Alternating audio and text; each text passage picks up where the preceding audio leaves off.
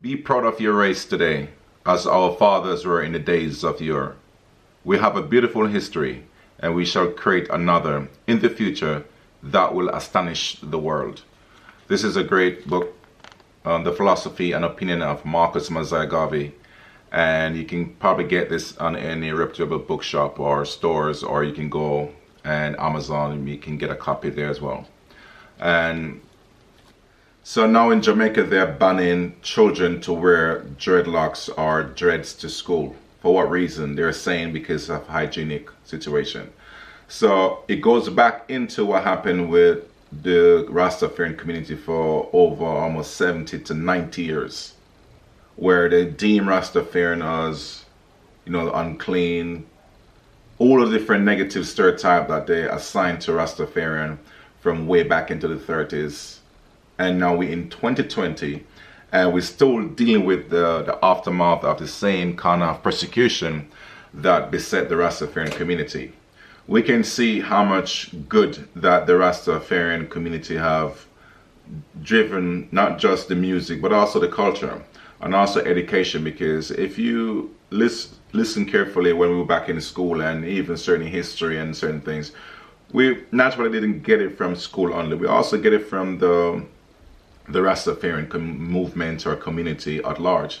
So we're not just single-handedly say they're responsible for music, but they're responsible for diet. The way of thinking, the way of speaking, everything through Jamaica. Even though the Rastafarian community is maybe about between 2 to 2.5% of the population, still they play a pivotal role in our culture.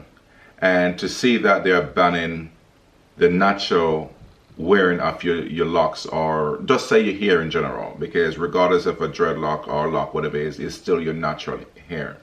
And now they're banning that from children. So how would this help them for their self-esteem? How would that help them for the self-image? Because overall, your hair is a part of your beauty, it's a part of your self-image and everything. And also, most importantly, that's a part of your identity as well.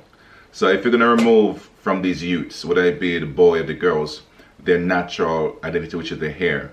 So how come we don't hear any argument for young girls who go to school now, where it's like weave, extension, all those different things which are not of the hair, but yet still something natural as your hair, which is either lock or you said dreadlocks, that seems to be a problem. And they want to state that, okay, it's because maybe it's unhygienic. Come on, man. Everyone who have kids in Jamaica, if one thing when I was younger going to school, if one thing you have to do before you go to school is to make sure you have to shower, you have to clean up. So don't tell me that these modern day parents who have these kids which are after dreadlock community, or who decide to lock their hair and have it like that, then this is like breaching hygienic standard. I mean, if this is not breaching our own humanity itself, our freedom of expression, freedom of speech, all of these things, why are they trying to silence us so much? At the moment, we can see what's happening in America with the BLM. Here in the UK, same thing. We have different ways how to want to silence us, whether it be how we dress or what we wear, what we eat, everything, what we listen to.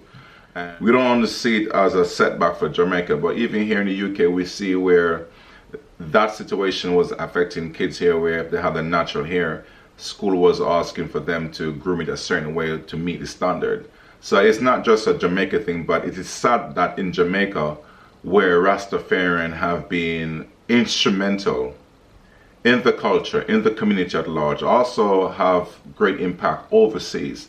Take for example, the great Bob Marley himself, all of his children, they all have the same legacy. You take Peter Tosh, all of those great men who have paved the way for us. These men go through great tribulation to lay these foundation for us to embrace that part of our culture, that part of our self-image. And now you're saying that it's not good enough for our children now to have their hair in a lock form and go to school as a style. So what is more acceptable?